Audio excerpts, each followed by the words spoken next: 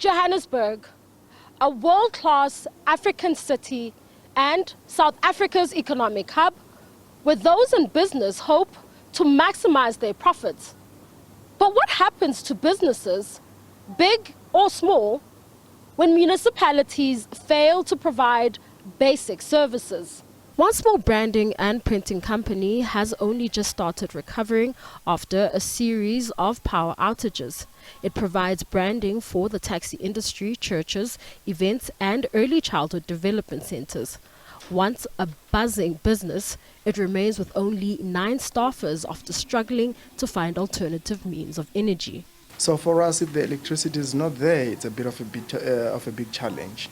And you know, what we were going through during load shedding, we lost a lot of business. As you can see now, it's quiet while it was busy, but because we didn't have a backup system.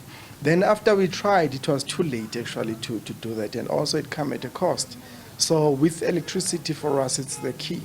Without electricity, it's more like we are not operating. Effective municipal management is integral to fostering economic growth and improving the quality of life for residents.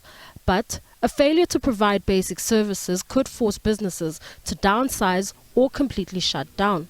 One economist warns that such a move would financially cripple municipalities, leaving them solely dependent on grants from National Treasury. This as municipalities have been struggling to collect on overdue accounts from households and businesses. If you look at our growth rates in the first quarter of 2024, we had a contraction in the economy, 0.1% contraction in the economy. So, you know, which is a major hindrance to us achieving our socio-economic goals. So by encouraging that investment, that's going to boost, job creation and also ultimately boost economic growth in the economy. While the South African Local Government Association in Gauteng acknowledges that municipalities are the cornerstone of basic services, it believes the funding model from the national government needs to take into account the integral role of municipalities when dispersing funds. We form part of SALGA National. It has consistently engage into a discussion of reviewing the funding model.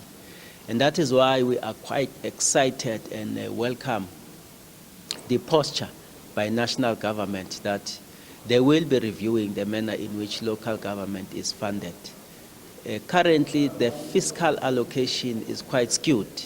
If you look at the functions of local government versus what province and national does.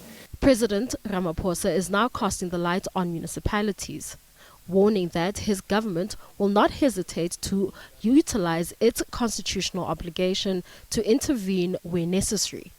Balenhle Mthethwa, SABC News, Johannesburg.